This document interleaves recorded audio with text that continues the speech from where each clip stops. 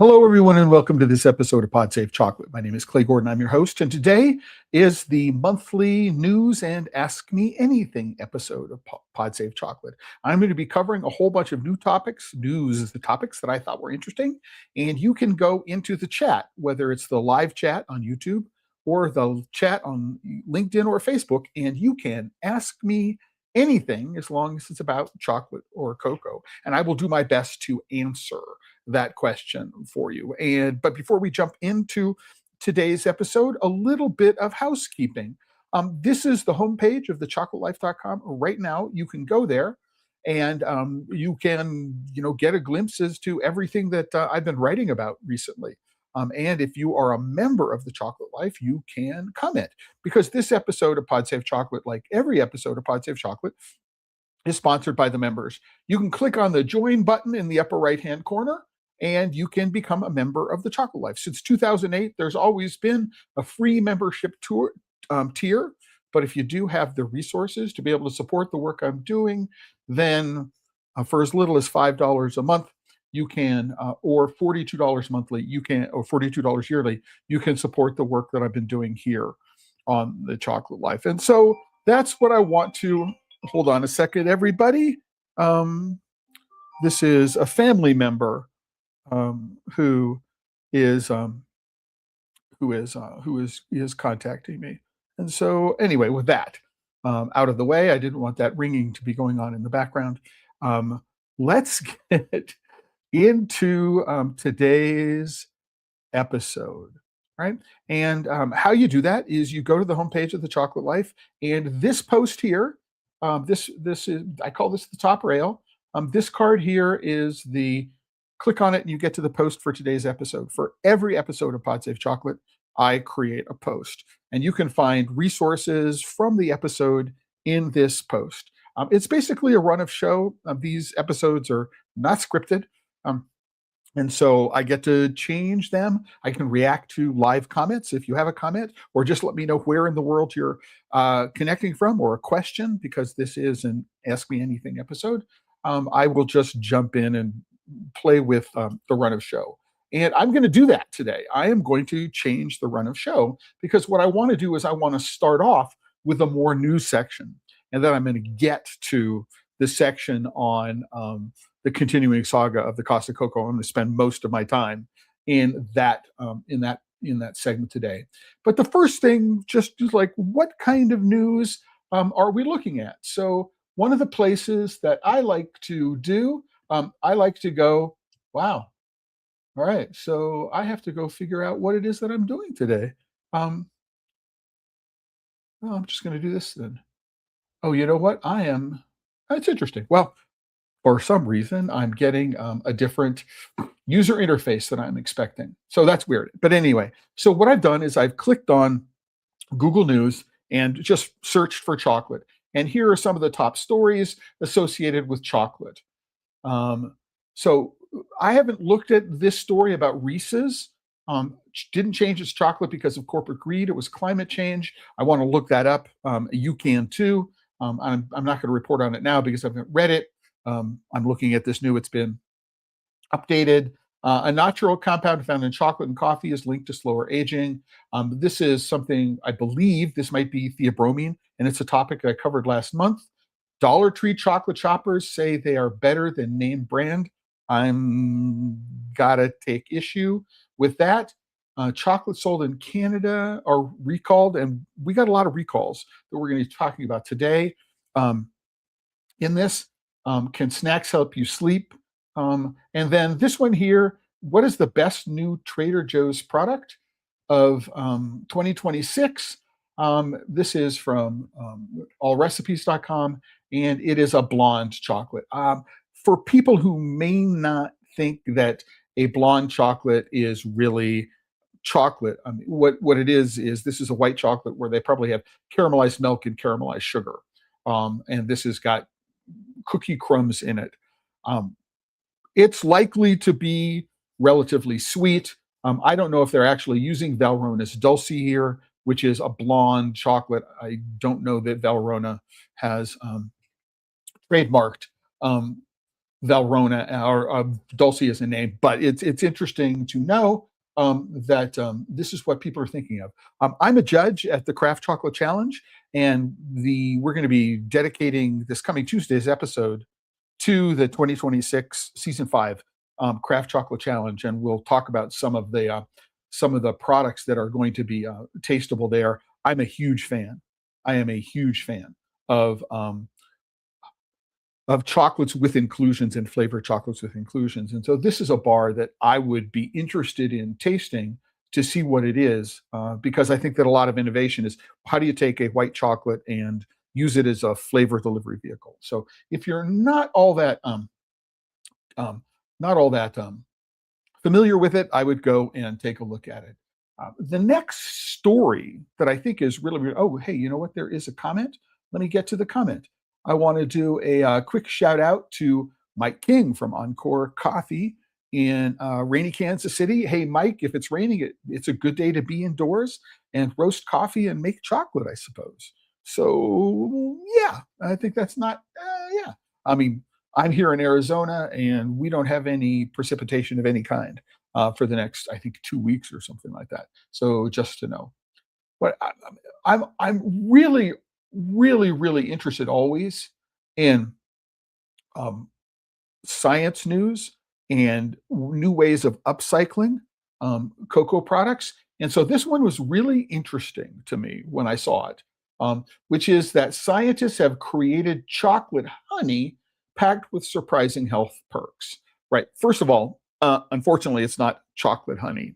Right. What they've done is they've taken a specific kind of honey from stingless bees, so melipona bees, which are very, very common in Brazil. There are also meliponos in Mexico, I'm aware. There may be other places in the world, but these are not your conventional African honeybees, right? And what they've done is they have macerated or soaked um, cacao shells that are left over after winnowing under conditions of they've added an ultrasonic vibrator into the mix, right? So they're using ultrasonic sound vibration to increase the amount and the speed by which the polyphenols and other active compounds that can be found in cacao shell, and that the melipona honey absorbs it. And so when you strain out the cacao shells and you taste the honey, not only does it have the benefits of melipona honey, which are, it has a different acidity, it has a different sugar level. I mean, chemically, it's very different. You couldn't do this with West African bee honey quite as easily. It wouldn't work as well. That's not to say that there are not other species of bees that for which this would work, but I think it's a really interesting idea. If you are if you're a cocoa grower or a chocolate maker and you have access to cacao shell waste and melipona honey, this seems to be a really, really interesting way to combine the two, to upscale the nibs. So scientists in Brazil have transformed cocoa waste into a functional chocolate infused. It's not chocolate infused. I just want you to know it's cacao shell infusion, not chocolate infused. Honey packed with antioxidants and natural stimulants. Using ultrasound, the enhanced honey's ability to pull beneficial compounds from cocoa shells. So it is the not enhanced honey, it is this specific kind of honey made from melipona bees. They're really, really fascinating. When I was in the state of Pará in 2022 for Chocolat Xingu, which is one of the chocolate festivals there, and went to a place where the farmer has many, many different species of bees. They're just a fascinating type of bee. So it's the melipona bee's ability to pull beneficial compounds from cocoa shells with no synthetic solvents. The product is considered green and sustainable, and the product could find its way into gourmet foods and cosmetics. You know, it might be less expensive and it might be better for you than other forms of honey, and maybe even manuka honey when you think about putting the two together. That's not part of this research here. I'm just wondering, if it's a way to take melipona honey and enhance the value of the honey by using cocoa waste, which I think is a really, really fabulous idea. So If you're watching this from Brazil, you have access to Melipona bee honey, and you've got some cacao waste from your chocolate making operation.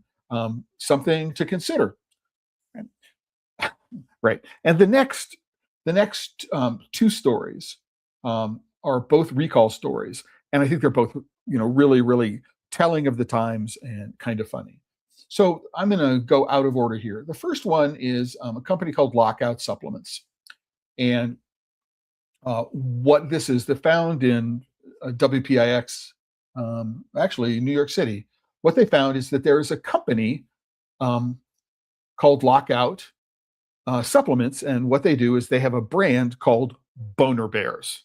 Great name, right? They have a brand called Boner Bears, and they make among other things a chocolate syrup. Now, I went to my local convenience store, the same one where I found the bars for the Dubai review that I did last week, and it turns out that they also make gummies. And I didn't see the gummies on the recall list because I was looking for chocolate. So I just to let you know. But it turns out that there's a product called Boner Bears, and they make a syrup, right? This company called Lockout Supplements.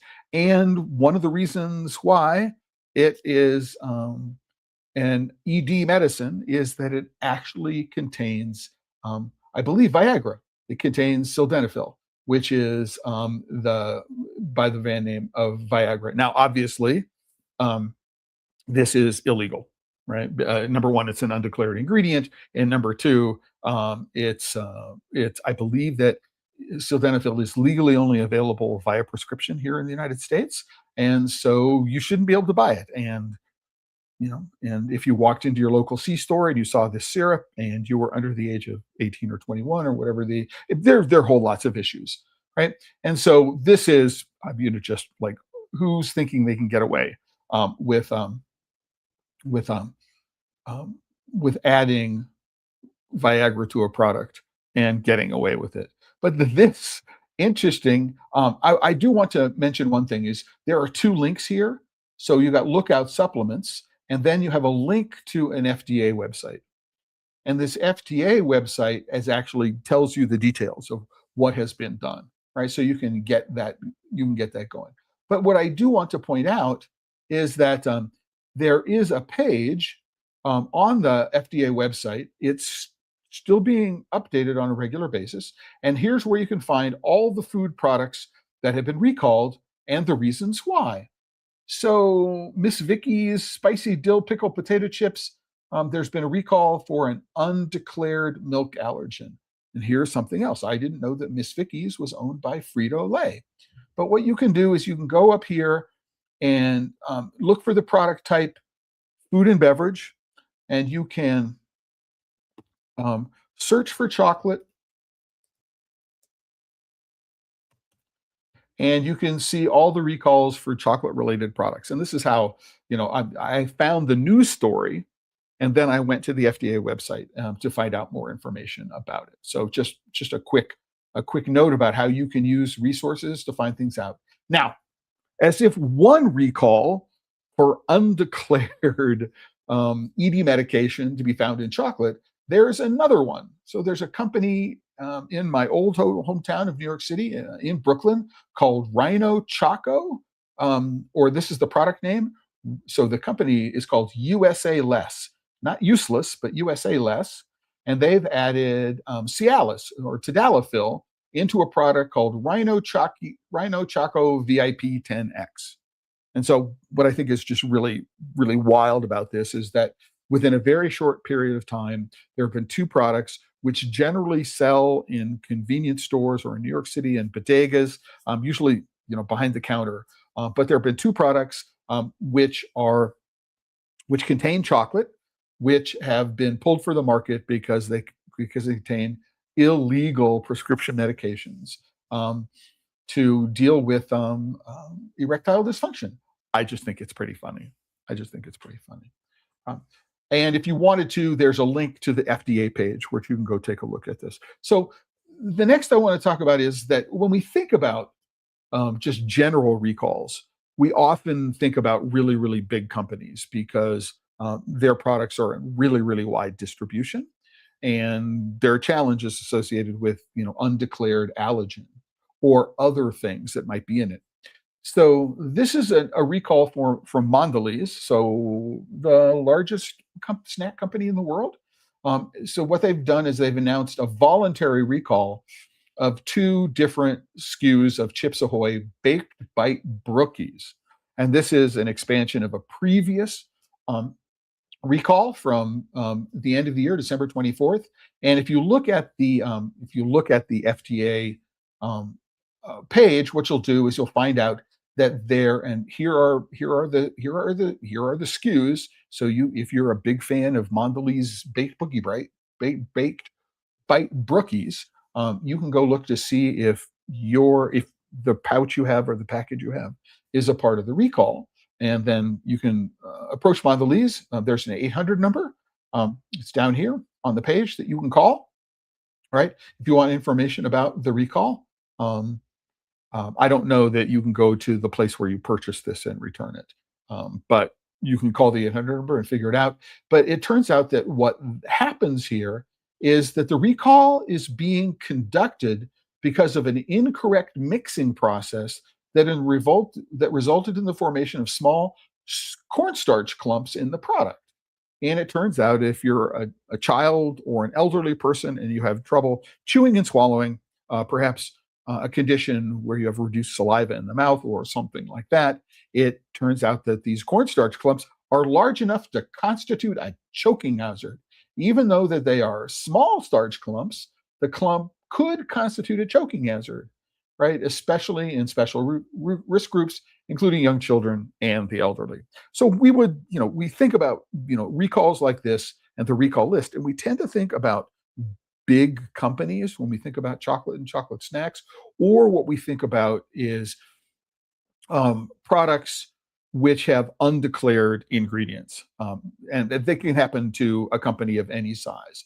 And if you are a craft chocolate maker, it turns out, or a specialty chocolate maker, you have to be aware of this. And this is the final place I wanted to go with this, is that there's a really highly regarded um, specialty chocolate maker here in the United States called Spring and Mulberry. And what they did is they had to recall chocolate bars due to possible salmonella contamination. So if I'm looking at this, we're looking at, it's actually quite a number of different bars. It's a number of different lot numbers. And I'm what what is quite interesting here, and it is the lesson that you as a chocolate maker, if you're a specialty chocolate, hey Mike, it's a lesson you need to know if you're still watching, right? Is that it might not be just the flavoring or just the inclusion that you're adding, which could be the salmonella carrier. And sometimes it's milk, it's the dairy, it's a contaminated dairy product that can do this. But here, what we do is we have Earl Grey, lavender rose, mango chili, mint, which is the one that was just added, mixed berry, mulberry fennel. I mean, yum, pecan date. What this suggests is that the salmonella was brought into the facility, the salmonella organism was brought into the facility in the cocoa that they were using, in the cocoa bean they were using. And during the roasting process, the roasting didn't happen at a high enough temperature for long enough in order to be able to do a significant microbial kill of the salmonella organisms. Now, the salmonella likely would have gotten into the cocoa as on the farm, or at a collection center if the beans were mixed up, and is often a case where birds flying overhead poop into the beans on a drying pad, chickens run through the drying pad, dogs run through the drying pad. That's the most common source of salmonella contamination. Or it's somebody who's handling something which is contaminated and then gets their hands into the cocoa and transfers the salmonella bacteria into the product. But what it does say that you, as a chocolate maker, should have a good understanding of the relationship between time and temperature when it comes to getting rid of E. coli and salmonella that might be contaminating your beans, right? One thing to know about this, if you don't know it already, is that humidity plays a role in the amount of in the temperature that is required to be held at a particular length of time in order to get to this this level of microbial kill step. So you often hear of something called 5 9, so that's 99.999%. That would be a 5 9s kill. Um, a 4 9s kill would be 99.99, just a quick kind of thing. But if you have the ability in your roaster to inject moisture in any way, you could lightly soak the beans, you could spray moisture in it, you might have a moisture injector if you're using a convection oven or a combi oven in order to roast your beans. You want to get the humidity up very, very high for a minute or two, up around the, what is it, 200 plus degrees Fahrenheit. That would represent the lowest, the lowest temperature you'd roast beans. But the lower humidity, the longer the time at a lower temperature. So you want to play with temperature and time. And you can go and download, if I can find it, I will find a time and temperature table and I'll put it into the post for today's episode. But you want to make sure that you have the ability to go and you want to make sure that you understand the relationship between time and temperature when it comes to getting rid of any contamination from salmonella and E. coli. Now, this is also one of the reasons why when you bring new beans into your facility, you don't want to, bring the bags of beans through the kitchen if you can avoid it. You don't want any dust which is associated from opening the bag or transferring the beans from one place to another to go into the air and then possibly land on a surface where you're working where you could cross contaminate something, right? So it could be that these were roasted properly, but I would really like to see what is the origin of the cocoa beans used in all these products. Is it all the same origin? That would make more sense. If not, it's some other source of contamination and that needs to be worried about. And they misspelled pecan, which is really quite funny. I just noticed that. Anyway, comment from Mike. He says he always worries about contamination with vanilla beans, right? I clean them with alcohol upon arrival. Hey, Mike, absolutely. Anytime you get an organic product, whether it is a raw product or fermented, that has a high moisture content, right? And a good vanilla bean will have a high moisture content. Anytime you run into that, you do want to perform some kind of kill step. Um, Alcohol would be one way to do it. And there are other ways to do it. Hydrogen peroxide would be another. Believe it or not, hydrogen peroxide, which is a different kind of kill than alcohol is. What it does is it disrupts the cell membranes of the organisms. But what it will do is very, very quickly, the hydrogen peroxide will break down into water and oxygen. And so it's not, and it does this within, minutes or so when it's exposed to air. So you can easily use something like hydrogen peroxide. It's not as sexy as alcohol, I suppose. And hey, Mike, one of the things you might do is you might have a bottle of alcohol and you put your, maybe it's Everclear or something like that, and you just dunk your vanilla beans in it for a second. And then over time, if you use the same alcohol over and over, it will get vanilla-ier and vanilla-ier. That might be something to do. And I don't know what you do with it, but it sounds like it could be a fun idea for something to do. But I just wanted to point out that we tend to think of recalls as happening to big companies, and recalls can happen to small companies too. And what this also says is, number one, you see, there are individual lot codes for every single one of these, right? And so you need to have a lot code. And with this lot code, what you probably need to do, what you should do is you should have a connection from the lot code to an ingredient list, right? So that internally you can find out, oh, if I have all these different products which have the potential for salmonella contamination, what you can do is, oh, there's a common ingredient. that I used for all of these products, right? So having a strategy of lot codes that are connected to the specific recipes used for specific batches and where those ingredients came from, what the source of those ingredients come, will help you find the source, right? That's, you know, if you're selling a commercial product, it also says you should have insurance, right? And you should insure, well, you should have general liability insurance for a business, absolutely. But what it also suggests is that you should have insurance if you're a food business, specifically to cover the possibility of recalls. Number one is you're probably going to need to refund the vendors who have product that they're recalling. You may need to refund people who've purchased the product to contact you directly for the recall and ship the product to you. There's other things having to do with you may need to destroy ingredients or not use ingredients that have found to be the source of the contamination. There's all this stuff that goes on with a recall that you need to pay attention to. And that's why I want to point it out today. It's just as important if you're a small chocolate maker to do this, to have the management systems in place that will enable you to respond to a recall in case someday the FDA calls you up and says, oh, and by the way, you are an FDA registered facility, right? I mean, if you are a manufacturer, you do need to register with the FDA, and which gives them the right to come in and inspect at any time. So that's another thing that you need to make sure that you're doing.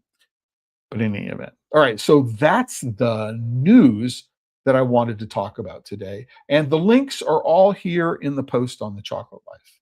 Now, what I am going to do is now I'm going to go back to what I normally talk about at the beginning of every episode, which is the ongoing saga of the cost of cocoa. And if you've been paying any attention at all over the last little while, what you'll know is that the price of cocoa has crashed. I mean, a year ago, it was historic highs, and now it's back down to below where it's been for quite some time. So let's go take a look at futures. So this is barchart.com. I have an account that like, boom, they're always sending things.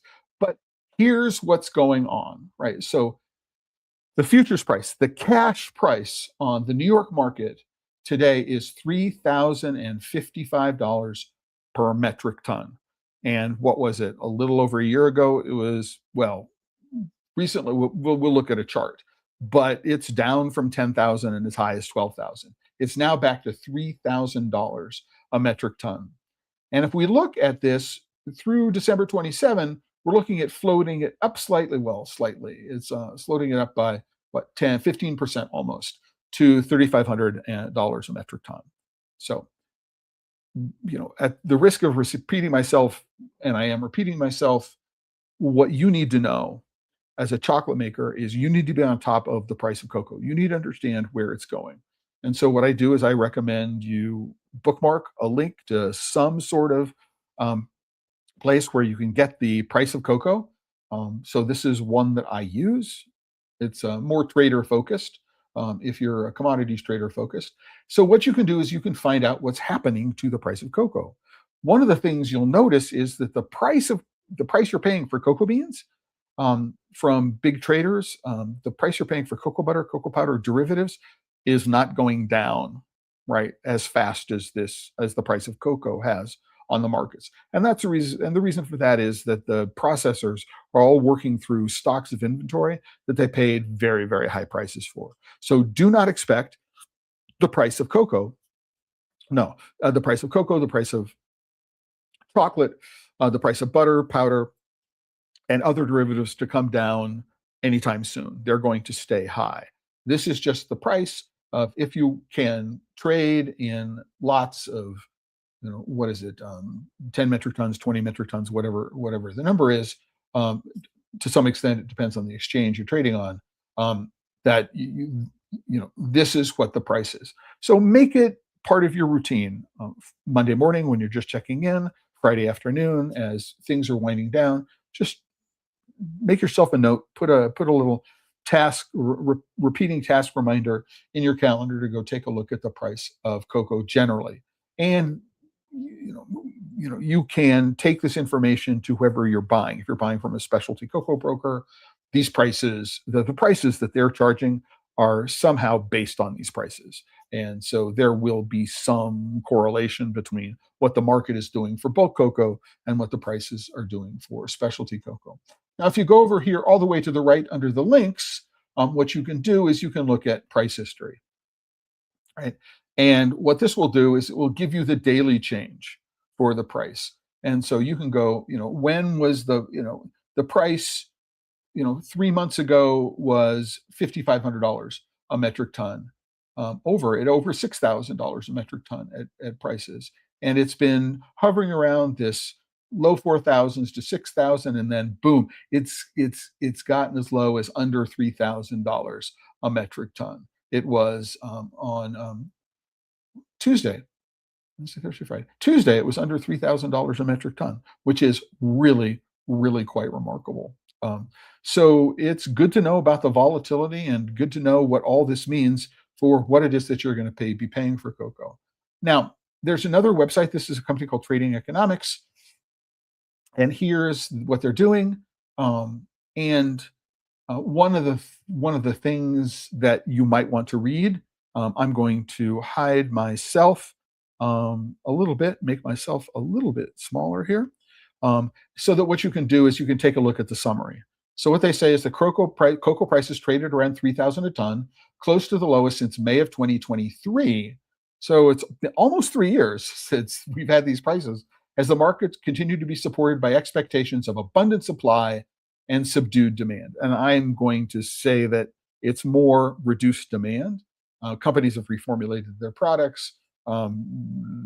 They've started reformulated their products to use less chocolate, or maybe move to a compound, so something that uses a non-cocoa butter fat in it. There's more interest in alt.cocoa, so cocoa alternatives to make non-cocoa, quote unquote, a chocolate substitute. So there's a favorable weather has improved production, and South American output, particularly from Ecuador, is also contributing. So here's what we can see is, this is pretty amazing when you think about, what this, let's go look at the 5-year trend. And we saw this, in 2023, towards the end of 23, just this huge spike of over $12,000 a ton. In 2024, back up to nearly $12,000, over $12,000 a ton, nearly $12,000 a ton. Again, in 2025, but we've seen this huge collapse down to somewhere around $3,000 a metric ton, really, really shortly. And a lot of people said, including me, that I thought the quote unquote new normal was going to be somewhere around $4,000 and $5,000 a metric ton. And that turns out not to be the case. It turns out that nobody has learned anything. The markets have not learned anything about why the spike in cocoa prices happened.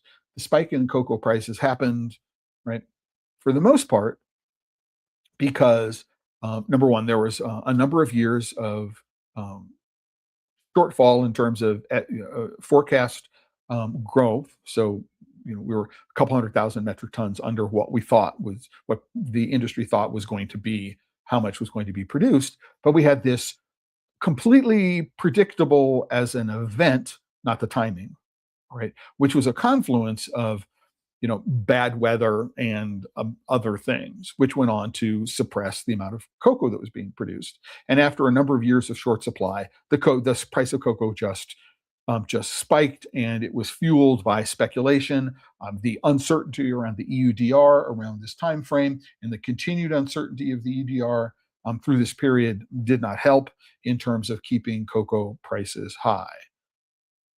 But now that there is some perception that things are back to quote unquote normal, right, the prices have gone down. But there's been no work done to say, how do we prevent this from happening again? Right? What can we do to help prevent this from happening again? Now, what's not obvious here, and it's a point that I want to bring up, I really want to hone in on, is that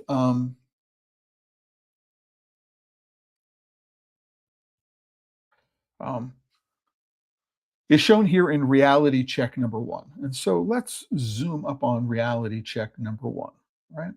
So reality check number one says the Ghanaian government, right, through COCOBOD, which is the quasi-governmental organization within Ghana, which regulates the cocoa economy in Ghana. It's a monopsony. It complete control over pricing and who can sell and who can buy and to whom you can buy and sell, right? So the Ghanaian government via COCOBOD cut the official farm gate price to 41,392 Ghanaian cedis per metric ton for the remainder of the 2025-26 season. So this is through the end of the current harvest, which will sometime, in the next couple of months. All right. The Ivorian government announced a sharp reduction in the guaranteed price to 1,200 Central African francs per kilo, which is 1.2 million francs per metric ton. So if we just do the currency conversion today, right, and I did it just before the episode started, what that says is the current mid-market FX prices, the price for Ghana is at $3,800 a metric ton, and Ivory Coast is $2,100 a metric ton. So this $3,800 a metric ton is just barely below the market price. So the farm gate price is tracking pretty close to the market price at the moment. But in Ivory Coast, the farm gate price is way below the market price. And it's just a little more than half, 55% of the market price, right? At the farm gate price. So this is just, oh my gosh, we're now in a situation in Ivory Coast where the farm gate price may not really deliver a living income to an individual farm family, right? And right now, the difference between the Ghana price in Ghana and the price in the market is so narrow, right, that I'm going to have to conclude that COCOBOD is at some point going to call for another price reduction because there's just not enough margin in there for COCOBOD to really operate. And so we're in a really messed up point. So while for a while in some markets, notably not Cote d'Ivoire and Ghana, but markets which are open where the government doesn't have a controlling interest or have a controlling say in what the price is, right? The farmers were able to charge much, much closer to the market price. If the market price was $8,000 a ton, a farmer could charge, a pretty substantial percentage of that. $7,000 a metric ton. If you're specialty cocoa, they were charging $10, $12, $13, $14, $15,000 a metric ton, right? And they invested that money in themselves, in their farms, right? So they performed maintenance that they needed to do. They might have started planting or replanting that they had put off because they couldn't afford to do it. And now all of that money for farmer support is gone. It's just no longer there, right? And so this is why I say that the industry learned nothing. The industry learned nothing. There was no systemic charge to do anything, right? To address the issues. There's going to be another serious weather event. It is inevitable that there's going to be another serious weather event, which is going to affect production. The next serious weather event could be in Latin America, right? As opposed to Africa. And with Ecuador and other companies in Latin America taking a bigger part of the overall production of cocoa around the world, then this volatility, right, is kind of baked into the way the market is structured. And that's why I don't think anybody has learned anything. All of this, right, is surrounding the recent announcement, and this is where I want to spend the rest of the episode, the recent announcement of something called Together Cocoa. And here's what I saw. So here's Together Cocoa. So this is from Confectionery News. And what I want to say is that, in my opinion, Confectionery News they rely on their connections to industry to report about them. And so there's not a whole lot of critical analysis of announcements. So this is an edited press release for the most part. There's a little bit of opinion, but not a whole lot of opinion. Um, but what it is it says Mars, Mondelez, Nestle, Hershey, and Lindt team up to transform the future of cocoa. I don't know why they didn't use the word "the" there.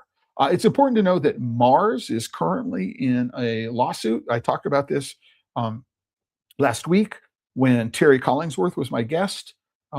And both Mars and Mondelez are in a consumer protection lawsuit here in the United States, specifically talking about how they misrepresent or they are alleged to be misrepresenting to consumers the actual efficacy of what it is that they're doing when they talk about their plans to source ethically, to be able to reduce illegal child labor and other things like that in their supply chain. And so here's, it's really important to know that Mars, Mondelez, Nestle, Hershey, and Lindt combined, right, um, generate about $87 billion in turnover. And this was in 2025. The candy industry top 100 for 2025, 87, and that's across their entire product line, not just in chocolate, right? But there are big companies, three of them, Mars, Mondelez, and Hershey, domiciled in the United States. Nestle and Lindt, domiciled in Switzerland, right? Are just big, are just behemoths. They make up a lot of what we consider to be, what I consider to be, many consider to be big chocolate. So what they're doing is they're teaming up, right, to transform the future of cocoa. What are they planning to do, right? So they're planning to put together, right, something called Together Cocoa. What they're doing is the world's biggest chocolate makers are working together to future-proof cocoa and support growers. They want to future-proof cocoa, right? Well, at sort of surface level, their timing is perfect because we've just seen the crash of prices. Right now, farmers in the two countries that produce the bulk of the world's cocoa are now earning probably less than living income, right? So what do they want to do, right? So what do they want to do? And by the way, this is a lightly edited press release. If we were to go find the press release, on the Mars website, for example, find the press release, what you'll do is there's no pushback on what it is that's going on. So the summary: 5 major confectionery companies launched Together Cocoa to support cocoa communities.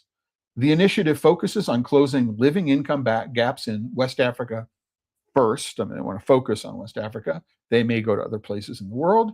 The companies aim to strengthen long-term resilience of global cocoa supply chains. Their collaboration includes government suppliers, that's misspelling, government suppliers and wider cocoa sector stakeholders, and the foundation's impact will be shared as program details further develop. All right, so right, what they say is Together Cocoa builds on long-standing efforts to help close the living income gap. All right, they hope to foster greater collaboration across the industry. We work closely with the governments of these two countries and supply chain partners, all this kind of stuff. So as the initiative rolls out in the months ahead, the global cocoa industry will be looking to Together Cocoa as a litmus test, right, for how collaboration rather than competition might shape the future of one of the world's most beloved treats. And then there's this final bit of editorialization that says, Will Ferrero, Pladis, and Stork, these are companies that are very high up in the candy industry top 100. I believe that Ferrero might be number 2 or number 3 in the top 100. I'll put a link to the top 100 in the post after the episode. So here's the challenge, right? Or here are some of the challenges that I want to talk about this. Number one is, let's go take a look at who's been writing about it. So this is Google News. I just searched on the phrase Together Cocoa.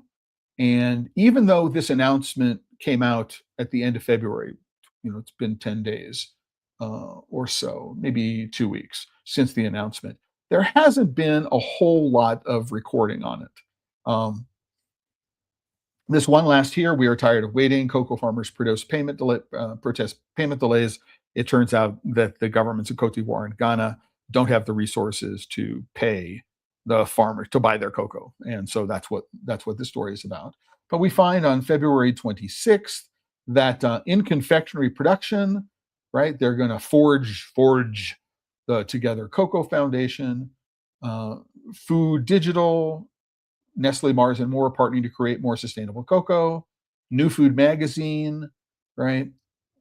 Communa Cafe International, right? And then Confectionery News and Supply Chain Digital Magazine. This may not actually be about Together Cocoa, but then we have Nestle Global and Mars Incorporated, as well as confectionery production, right? Which I haven't linked to. I will put the link to confectionery production because I know that Neil Barston, who is the author, quote unquote, of this article, is a regular listener to Pod Save Chocolate episodes.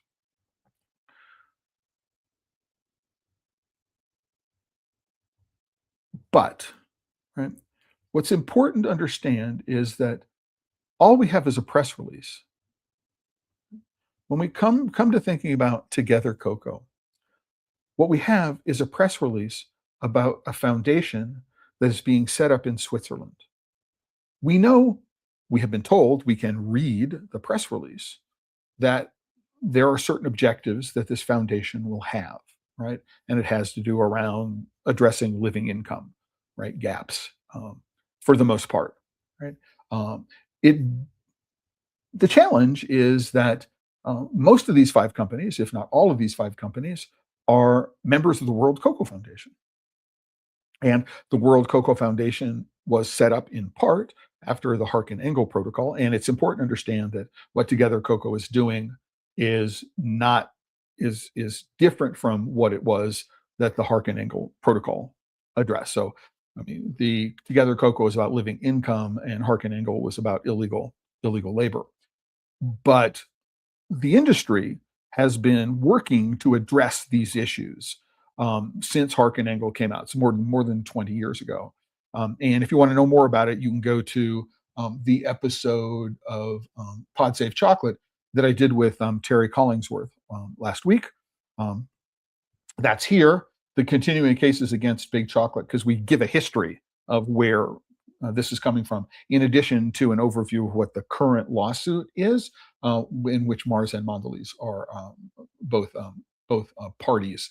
They're both defendants in that lawsuit in Washington, D.C. District Court. I think District Court. Yeah.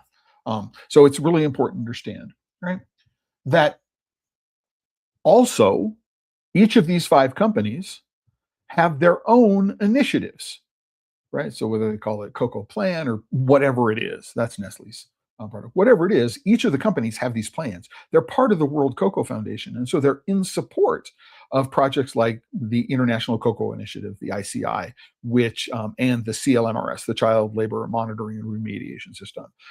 They're a part of the Cork and Forest and Cocoa and Forests Initiative, right? They're all doing these things already, right? And why are they setting up a foundation, a separate foundation, right, to be able to tackle this, right? When there are all these other mechanisms, why aren't they doing more work to support what fair trade is doing? Why, irrespective of what we think fair trade actually does, the question is, why are they banding together, right? So the cynic in me says that, oh my gosh, this is a way to exert more market control and market dominance, right? If we get together and we can cooperate, collude, right, with governments and other actors in the supply chain and among ourselves to fix prices. Oh, we're going to decide what a living income is going to be. This group of five companies, what's that all about? I mean, are they going to keep the price of cocoa at just the point that gives a little bit of hope to farmers? Or are they actually, there's so much we don't know. And why do these five companies think that they'll be able to succeed in this effort when they've been incapable of succeeding for the last 20 years in all the other things that they've been doing. Now, one of the things we know about these multi-stakeholder initiatives, and if you want to, I mean, I will remind myself to go, there is an evaluation of the efficacy of multi-stakeholder initiatives that has been done. There's been research that's been done on this topic. And it turns out that it's like when everybody's pointing fingers at each other, it's really all about protecting the status quo. They're not going to do anything to blow up the ship. All right. All right. They're going to try to coerce things into happening a particular way that's beneficial to them as corporations and manages reputational risk, for example, and externalizing some aspects of risks out of their existing out of their budgets. They, saying, "Oh, it is the foundation, right, which now has the risks of doing these things." We can at arm's length say, well, this is an independent foundation that's taking care of all of these things. And so we here at Mars and Mondelez and Hershey and Nestle and Lindt, we just throw our hands up and saying, it's not us, guys, it's those people over there.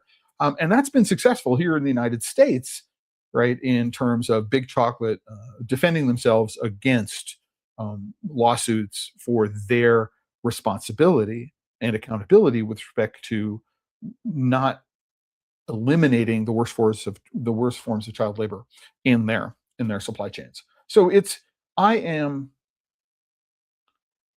suspect. I am not sanguine. I am sanguine. I am not sanguine. I'm not confident that these companies are going to be able to do anything new, anything different, anything helpful in terms of what's going on. It is most likely, right, going to be a form of greenwashing, right? In my opinion, most likely. And there are signals and clues that will tell us how serious they are about actually making structural change, right? So right now, all they know is there's a foundation, right? It is headquartered in Geneva, Switzerland, right? I don't know, in order to announce it's probably incorporated. There may be some names associated with the incorporation, but here's what we need to know. Here's what we will learn, right? Or here are the signals that will tell us whether or not Together Cocoa is a serious attempt to do anything, or it's just an attempt, another just thinly veiled attempt at greenwashing. And that is to find out who their hires are. Let's take a look, and I will follow this story, is find out who the executive team is, who's being hired as CEO or executive director, or whatever it is that they want to use, right, in terms of titles. So find out who is the executive team and find out, A, their relations to the founding companies, if there are any, and B, their relations to existing initiative. So, you've got this company, this guy who's been running this international NGO for decades, right? And, I can think of a name, Nico Rusin from Solidaridad, right? If they hire people like Nico who have this history of failing to address the changes that need to get made over the course of the last 2 decades and install them into positions of power, we know that it's going to fail. It's just going to be more of the same old, right? The same thing is true for the people they hire, right? In the boards, the advisory boards, the board of directors and advisory boards. If all of the people that they hire are from their crony companies at the World Cocoa Foundation or the NGOs which maintain the current status quo, then we know they're not serious, right? They need to hire people who have proven to be able to deliver systemic change, right? They probably also need to hire an ombudsman, so somebody who's an independent, so people can go to and complain, right? And those complaints are not filtered by the foundation, right? And then there's the question of, right, who else is providing the money? If it's a foundation, are they going to be able to get, accept tax-free dollars, tax deductible contributions. The funding is going to be coming from the five founders. How much of it is there enough money there to be able to actually implement it? There are all sorts of things we don't know about yet, right? But we should proceed going, this is interesting, but we need to verify what it is that you're doing, right? And in my opinion, and I expressed this over on LinkedIn. I'll put the link to the LinkedIn post that I made in the post for today's episode. If you, they, and I am calling out, right, to anybody at any of these five companies who is involved in the formation of Together Cocoa. What you need to do is you need to make the hiring process transparent. You need to let us know what you're hiring for, right, and how you will make the decisions. And you need to make that process public, right, and open to public comment, right? You should do that, right? If you're going to be open, if you're going to be honest, if you're going to be transparent about what's going on, you need to do that, right? And if you're not going to do it, you're not serious, right? You're signaling to us that we're just going to continue business as usual and try to put our thumb on the scales of the market so that we can buy cocoa at the lowest prices possible and have the highest margins we possibly can. And we don't really care about the farmers, even though we're paying lip service about it. And we're not doing anything. I mean, there has been no systemic investment in cocoa farming, right, in West Africa, right, by these big companies, right, at a scale which will, say, oh, we need to replant these trees with more disease-resistant varieties. Or there's been none of that, all right? They allow, in Ghana, COCOBOD to take responsibility for most of that, and the farmers pay for it out of the differential between farm gate price and what COCOBOD pays them. I mean, it's just it's a rigged system. And the question we need to ask, we need to be skeptical, right? We need to read what it is that they're telling us and figure out what are they not telling us. Right now, we don't have a whole lot of information. All we can do is speculate.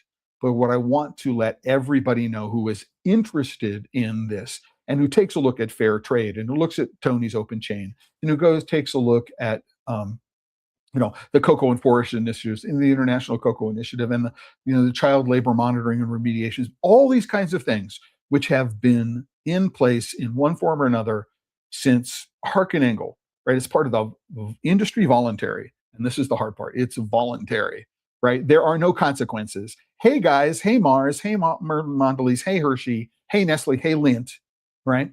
In your charter, right? When you get to that point, right? What are you going to do? What are the penalties for not meeting your goals? Are you going to fine yourself? What are you going to do? If there are no commitments and there are no penalties, how do we hold you accountable? All you can say is, well, we didn't reach it and we're going to kick the can down 5 years in the future, which is what they've been doing with Harkin Engel. Every time they run on a self-imposed deadline, they just kick the can down the road for 5 more years. And they've been doing this for 20 years, right? So consider me skeptical, right? Consider me skeptical, guys, at Together Cocoa. If you're in the C-suite at any one of these 5 companies, reach out to me, right? If you're any way involved in the foundation, reach out to me. Would love to have you on, right? And know right away, it's not going to be a simple interview. It's not going to be a softball interview. You're going to be asked really, really, really, really hard questions, right? Like the one I asked of Peter Boone when I was in Venice for the second generation chocolate launch in 2022. I'm standing with him after the announcement. I look at him and they said, "Hey, Peter, you're an executive at the World Cocoa Foundation, and you're also the global CEO of Barry Callebaut. Will you, during your term, when you hold both of these seats, commit to Barry Callebaut meeting its self-imposed commitments to Harkin Engel during your tenure?" Right? Not that I expected him to answer, and he didn't, right? But these are the kinds of questions that everyone involved with Together Cocoa needs to answer. They've been involved. They're part of Harkin Engel in one way or another. They're World Cocoa Foundation members, right? Why is Together Cocoa going to be successful when all these other initiatives have not been successful? And how are you going to be able to ensure the success without putting your scale on the market and controlling prices? I want to know that. And I will ask those questions if I am given the opportunity. However, I don't think I'll be given the opportunity because these guys want softball questions. They don't want these guys don't want to answer the hard questions about what it is that they're doing. And this is strategically timed for after CHOCOA, right? So they didn't have to bring it up during CHOCOA, during the World Cocoa Foundation partner meeting. People from these representatives are there in Amsterdam as part of Amsterdam Cocoa Week. Uh, I don't think that's I don't think that's an oversight.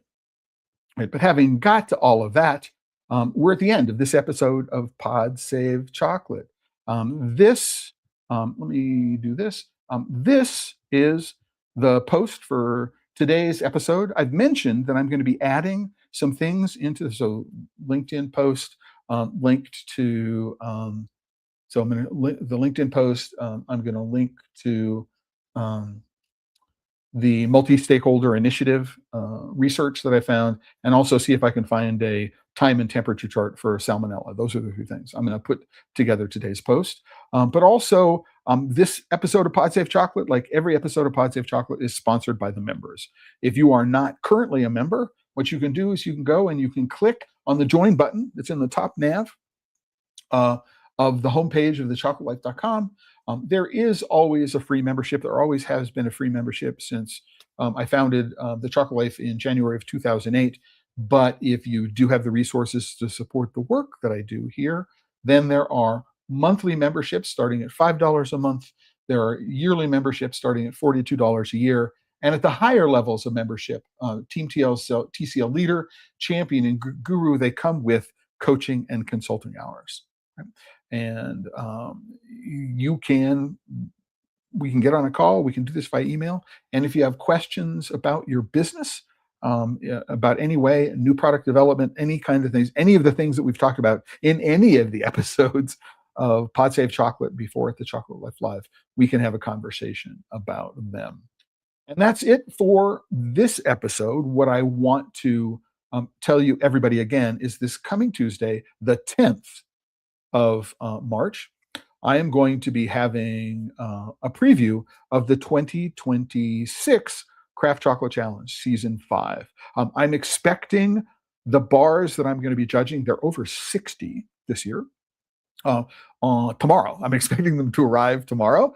And we're going to start the judging process, obviously, more or less right away. But Dustin Cornett, who's the organizer of the Craft Chocolate Challenge, as well as the Midwest Craft Chocolate Festival, is going to be here. And we're going to be talking about what's new and different about this year's competition and the evolution of it over the course of the last couple of years. So join me. Now, I also want to say is that Sunday, the day after tomorrow, is daylight savings time here in the US. And so everybody jumps forward an hour except Arizona, where I am. So we stay. So right now, Mountain Standard Time is the same, but tomorrow or on Monday, Mountain Standard Time and Mountain Daylight Time are the same, which is really, really confusing. What I'm going to be doing this year is I'm going to be keeping the time of the episodes the same in every other time zone. Sorry, so I'm going to start at 10 o'clock Mountain Standard Time, right? And that's going to be 10 o'clock Pacific Daylight Time. And it's going to be 1 p.m. Eastern. So I just want to let everybody know that there will be no change for you, except if you live in a time zone where the time doesn't change. Before we go, one last question from Andy LeBlanc. On a more personal note, I try to get back to Ghana every year. Is there anything one person who's passionate about chocolate can do to support Ghanaian cocoa farmers? Sorry for the late question. So, Andy, the answer is, man, I don't want to be cliche, but it's complicated. The number one thing that you can do is be an advocate for specialty chocolate, right? Be an advocate for makers who have short supply chains, who are directly connected to the farmers, and can document the prices that they're paying for the cocoa directly. So even though I know Sean Eskinosi chocolate, they don't buy from Ghana, they buy from Tanzania. I believe that's the only place in West Africa they purchase from. I mean, in his book, Meaningful Work, there is a table of every transaction, right? Of how much he paid for cocoa, right? and he asked me to edit that table. He asked me to look at it and make sure there were no red flags and how we would explain what was going on in the table. You need to work you need to be an advocate for those companies. I mean, is it a supplier like Uncommon? Is it a supplier like Meridian? Is it a supplier European Silva? Three Mountains Cocoa, Leslie Aguirre is trying to do something there. And then you need to be an advocate for the makers who use those beans. One of the challenges with specialty chocolate is that most of the makers avoid the problem, right? They say, well, there's so many issues in West Africa, we're just not going to source anything out of Cote d'Ivoire and Ghana. We're going to go to Tanzania, we're going to go to Madagascar, but we're not going to the heavy hitters in the cocoa belt. We're not going to buy from Ghana. We're not going to buy from Cote d'Ivoire. We're not going to buy from Nigeria. We're not going to buy from Cameroon. Just too many problems we don't want to deal with. That's not quite true. Mocha Origins does a lot of work in Cameroon. There are some companies that are doing good work in those areas, and there are companies on the ground that are doing good work in those countries, and that's who you want to advocate for, right? And so, what you may want to do while you're in Ghana is, I don't know who you talk to, unfortunately, to get the inside scoop on who's doing the good work there. But when you get back here, right, let's advocate for it. I mean, I'm working on a project and I'm looping in support for it. People like Terry Collingsworth, I hope, will join me um, uh, to see if there's a way to address some of these issues about advocacy in a way that will make a difference. And so the other thing I would do is stay in touch with what it is that we're doing here at the Chocolate Life and at PodSafe Chocolate to see if we can together, by empowering everybody who has an interest in any of the issues associated with the cocoa supply chain anywhere in the world, but specifically West Africa, right? What we want to do is we want to empower you to be the best advocate you can possibly be, armed with facts, not have truths, right? So that you can address the issues in conversations, in your buying, all these kinds of things. We want to be able to support you because it's going to take a global community, right, to be able to exert the pressure on big multinationals to make the changes that are required to be made in order to stabilize the supply and insulate it, make it resilient to climate change, right? I don't go back and say this. Nothing that big chocolate has done, right, during the last couple of years, if prices have shot through the roof, right, as the EUDR, which was a bad idea in the first place, but as its regulatory teeth have been pulled out of its mouth, right, its ability to actually be an agent for meaningful change, right, rather than giving a lot of money to really big companies who aren't delivering any value on the ground. I mean, it's like, oh my gosh, the industry just, right, is not been very good at policing itself, monitoring itself, and forcing the actors to make change. And one of the biggest examples of that is, in fact, the World Cocoa Foundation. It has spent tens of millions of dollars, hundreds of millions of dollars, maybe billions of dollars, right? And when we look at the actual impact it's been able to believe uh, to that they have been effective. I mean, it's just very, very difficult to believe. Maybe in some small instances here and there, but in terms of making global systemic change, absolutely not. They've been a failure. And the question is, how do you create an organization, right, that is going to be able to address the necessary changes that need to get done? And I can tell you that handing the oversight to the foxes who are managing the henhouse is not the way to do it. Since Harkin Engel, since it was incorporated, since it was signed into law. Um, Here in the United States, it's just been a global failure to take advantage of it. And so, Andy, I'm glad you found the answer industry. Glad you were able to cut some of today's episode. And of course, everybody, you can go to the episode for today's post, and there's the link to watch it on the archive on YouTube and LinkedIn, and for only 30 days on Facebook. It would be helpful if you watched on a YouTube to get that viewer count up, and then to subscribe to the Pod Save Chocolate YouTube channel if you're not already a subscriber. Like the video and comment on the video. Andy, I noticed that you're from Facebook, but if you've got a YouTube account, to be able to comment on the video from YouTube would be really helpful for the algorithms. And with that, again, this coming Tuesday is Craft Chocolate Challenge 2026. I'm really excited. I'm looking at some of the bars that are entered, and I just think it's going to be still yet another just like great experience as a judge, and I'm really looking forward to it.